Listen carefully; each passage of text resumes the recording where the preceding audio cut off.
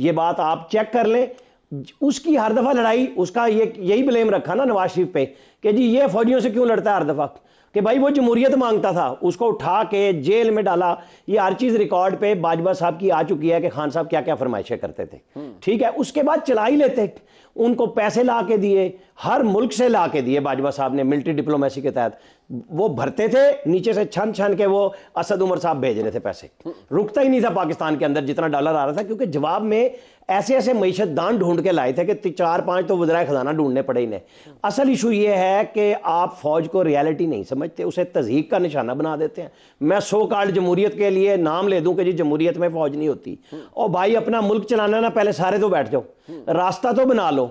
आप अगर हर रुकावट को ये कहते हो कि जी मैंने मुल्क तबाह करना है और फौज भी ना आए, रास्ता भी ना आए, मैं बिल्कुल फौज का वकील नहीं हूं, खुली बात करता हूं। मैं आज भी ये कहता हूं कि ये जो फैसिलिटेशन काउंसिल बनी है, इसके नाम पे आर्मी चीफ को कोई बंदा महात्मा बनाने की कोशिश मत करे। वो अकेले पहले भी 3-4 दफा नहीं कर सके, वो आइंदा भी नहीं कर सकेंगे। ये मुल्क इस तरह गवर्नेबल है ही नहीं। यहां बहुत कुछ ठीक होने वाला रह गया। यहां टैक्स लगता है मेरे और आप पे, टैक्स। वर्ल्ड बैंक का वाइस प्रेसिडेंट क्या कह रहा है कि आप टैक्स की वो रेशो बढ़ाते हैं, टैक्स देने वाले नहीं बढ़ाते, क्योंकि उधर जाते हैं तो मौत पड़ती है, क्योंकि सारे बड़ों पे टैक्स लगता है। अभी अदालत ने वो जो सुपर टैक्स लगा है, वो जो इन बैंकों के ऊपर स्टे मिल गया है। भाई हमें और आपको सीधी सीधी सच्ची बात करनी चाहिए कि हर बंदे ने अपना अपना हिस्सा डाला इस जुर्म में कि पाकिस्तान की तबाही कैसे हो सकती है। हम इसके और उसके चक्कर में ना पड़े।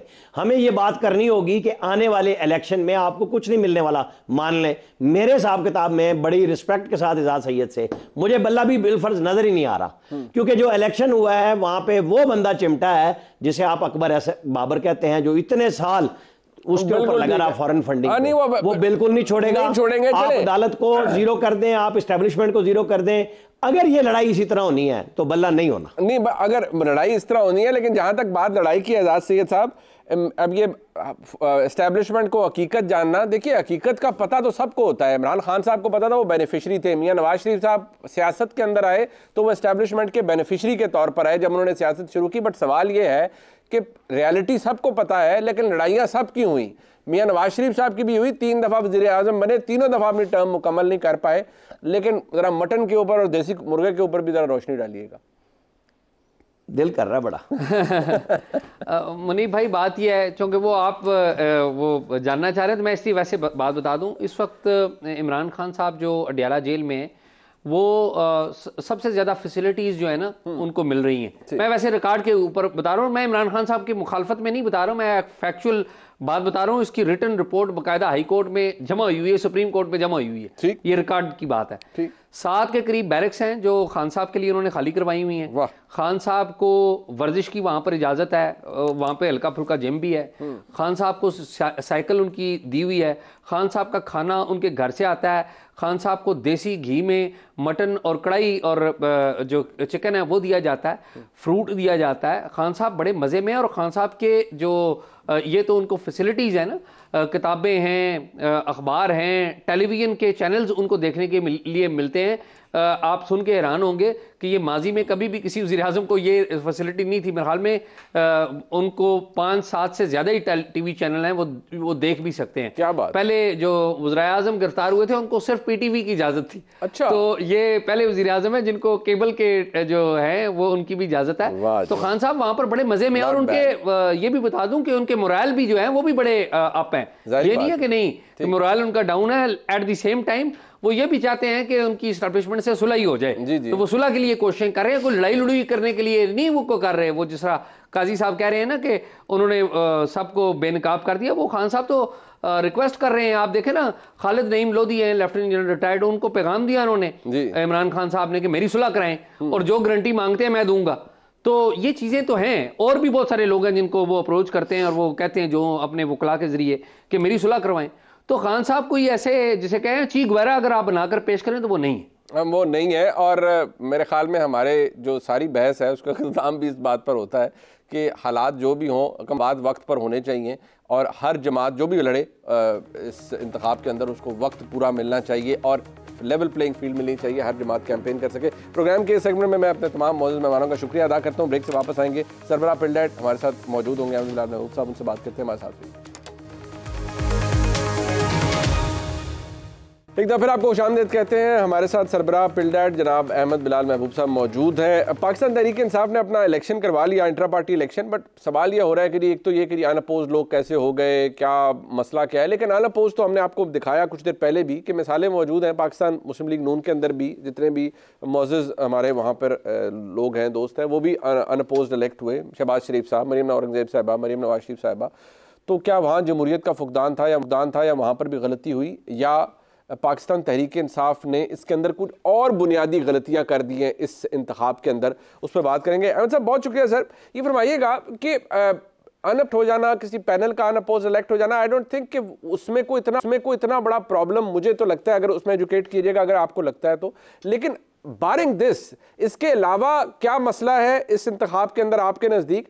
और जो अब इसको ये बारे में कहा जा रहा है कि जी इसको हम चैलेंज करेंगे, चाहे वो और लोग हों, चाहे अकबर एस बाबर हों, जो कि ख़ुद को वो अभी भी कहते हैं कि जी मैं रुकन मौजूद हूँ, मेरे पास 2 फैसले हैं इलेक्शन कमीशन के भी और अदालत के भी, जिसमें मैं पाकिस्तान तहरीक इंसाफ का बानी रुकन आज भी हूँ।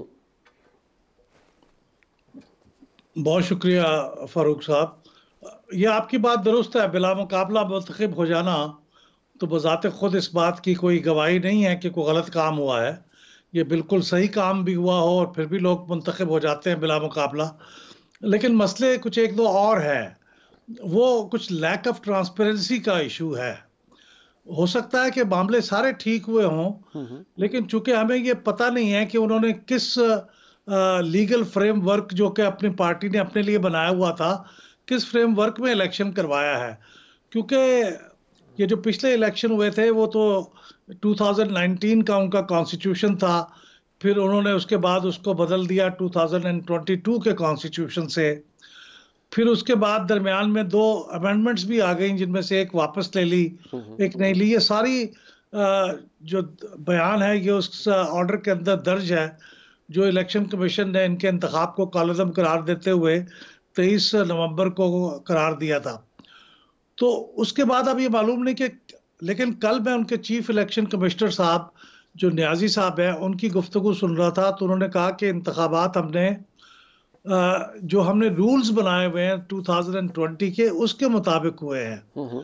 तो 2020 के जो रूल्स हैं वो उनकी वेबसाइट पे मौजूद नहीं है, इलेक्शन कमीशन की वेबसाइट पे भी मौजूद नहीं है। अच्छा, लिहाजा ये मालूम ही नहीं है कि कौन सा किस बुनियाद पे ये इलेक्शन हुए हैं। हो सकता है वो दुरुस्त कह रहे हो, लेकिन उसकी ट्रांसपेरेंसी नहीं है। फिर ये कि उन्होंने, जाहिर है जब आप इंतखाब करवाते हैं तो आप एक ऐलान करते हैं, क्योंकि पीटीआई वाहिद पार्टी है जिसकी इतनी बड़ी मेंबरशिप है, कुछ 40 लाख से ज्यादा मेंबर हैं इनके, तो उन तमाम मेंबर्स तक इतला भी पहुंचानी होती है कि भाई जिसने इलेक्शन लड़ना है वो इस तारीख तक रिटर्निंग अपने नॉमिनेशन पेपर जमा करा दे। बिल्कुल ठीक। तो वो कोई ऐसी पब्लिक अनाउंसमेंट हमारे इल्म में तो नहीं आई, और उसके लिए जो टाइम था वो भी शायद 1 आध दिन का ही दिया गया था जी। तो ये चंद ऐसी बुनियादी सी बातें हैं। उसके बाद उम्मीदवारों का भी पता नहीं था कि कौन उम्मीदवार हैं, जब तक कि वो अनाउंस नहीं हो गए कि ये बिला मुकाबला मुंतखब हो गए हैं, उस वक्त तक कोई उम्मीदवारों का पता नहीं था।